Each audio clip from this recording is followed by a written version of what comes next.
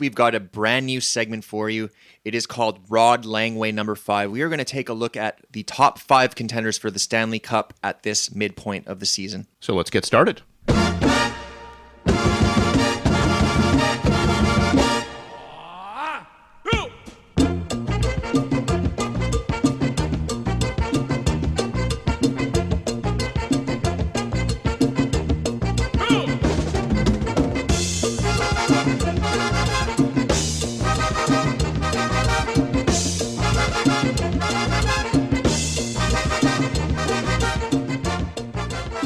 Yeah, it was really tough for us to choose the top 5 teams at the halfway point.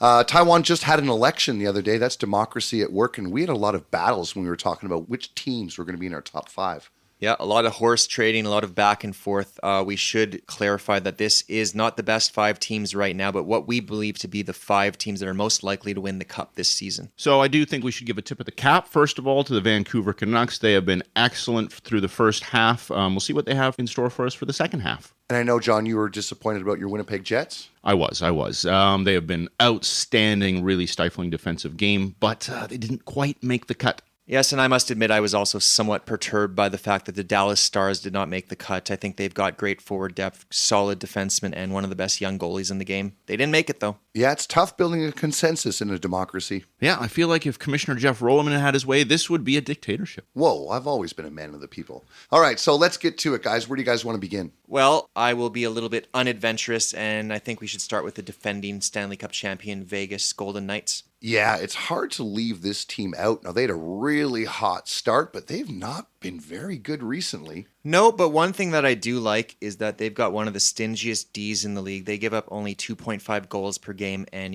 once playoff time rolls around, those teams that can lock it down are always tough to beat. And of course, this team is dealing with a lot of injuries right now. A lot. Yeah, prime amongst them, Jack Eichel, probably their best scorer, maybe their best player. He has been out, and, they'll expect him back. They sure do miss Shea Theodore as well. Well, he's arguably their best defenseman, and he's been out for a while, and there's not really a clear timetable on when he'll return, so that's definitely concerning. Of course, Aiden Hill has also been out. He was the Stanley Cup winning goaltender for them, so that's a big piece to be missing, too. And William Karlsson. Yeah, Wild Bill, one of the holdovers from that original team that went to the Cup final. He's been on fire when healthy, but not really sure when he'll be back either. Yeah, so a lot to like in this team when healthy. I don't think there's any reason they can't compete once again for the Stanley Cup. Yeah, good news. None of these guys have been ruled out for the year or anything. They all should be back at some point, and I think this team is firmly in a playoff spot now, so watch out once they're healthy and playoffs roll around. Next up, we're going to talk about their fellow Stanley Cup finalist, the Florida Panthers. Guys, this team recently had a 9-game winning streak.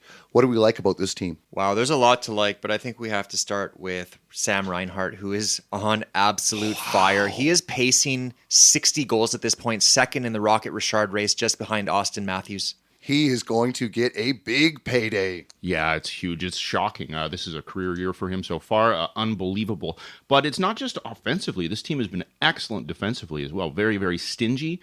And for much of the year, that was without their top 2 defensemen, Aaron Ekblad and Brandon Montour. So watch out for these guys. Yeah, now that those guys are back, they're going to be even harder to score against. But tip of the cap for Gustav Forsling, who held down the fort while those guys were away. He was excellent in a top pairing role. And how about Matthew Tkachuk? Guys, he had a really slow start out of the gate.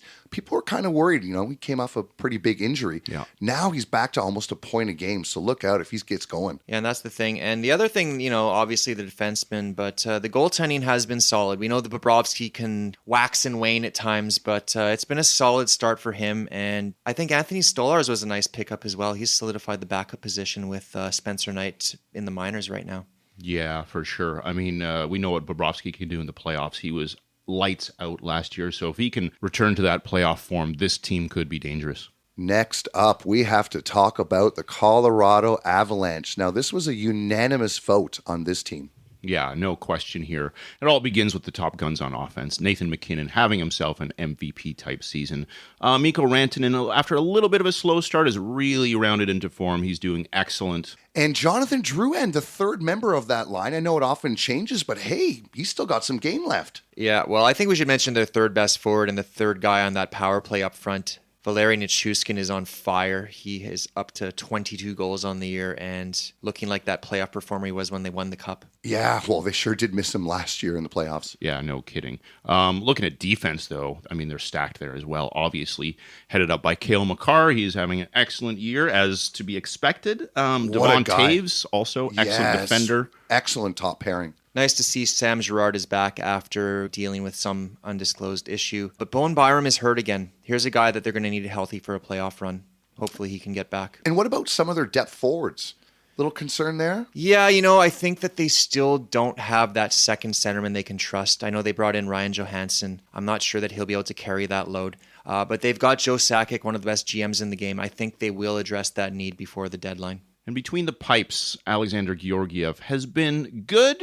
He's leading the league in wins, so he's getting the job done, but his ratios, I think, leave a little bit to be desired. Yeah, and they had some bad news. Pavel Francouz, the backup goaltender, he's done for the year. Yeah. So they have another backup. I believe his name is Ivan Prosvetov. That sounds about right. Yeah, Yeah. he very little NHL experience. You've got to think they will also probably bring in a veteran goalie. Yeah, you don't want to overplay Georgiev. No, and he's not looked amazing. So it'd be nice to have a second option just in case he gets cold. For sure.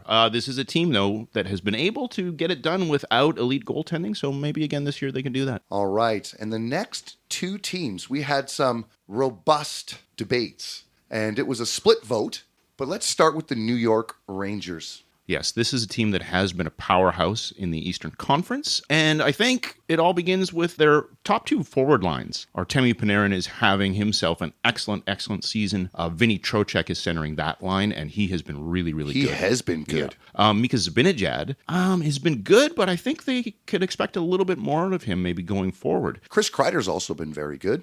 Yeah, and I think they're pretty happy with the way Alex Lafreniere has been playing after a pretty tough training camp. I know there was a lot of buzz in the media about him not performing. And they might be getting a couple players back from injury. Yeah, the depth scoring could get a boost as both Capo Kakko and Philip Hedl are skating again. So these are guys who I think have a lot to give as well. I really like the look of that decor.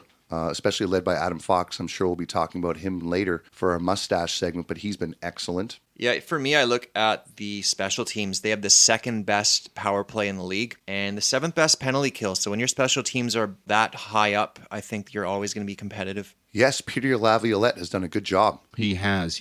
In net, Igor Shesterkin. This is a guy that we have had pegged as an elite goaltender. He is not having himself an elite season so far. Just above a 9 save percentage. So I think the Rangers would like to think that they could get a little more out of him. Yes, they need more consistency out of him. I know he can do it. Yeah, it's funny because Jonathan Quick for the first quarter of the season actually looked like the better goalie. He's kind of coming back down to earth, but Shesterkin is still struggling. I'm not saying he can't get back to his top form, but he's going to have to if they want to be a real cup contender. And the last team of our Rod Langway number 5 was probably the most contentious vote we had. Most definitely. The Edmonton Oilers. This was a team we talked about in the first quarter show, but for very different reasons. But since then, Chris Knobloch has taken over and really turned this team around. They have been the best team in the league since that first quarter mark. Yeah, what a roller coaster ride it has been in Edmonton. Think about Stuart Skinner, who looked like he could not stop a beach ball to start the year. And now he looks like he is the goalie they thought he would be, this young up-and-coming goalie who they expect to take them deep into the playoffs. And their stars have been their stars recently. Absolutely. I mean, we got to talk about Connor McDavid. He's really put the team on his back. He is in MVP form. What a joy to watch. Yeah, he's just so amazing. Seems like every game there's a highlight reel goal. Yeah, for sure.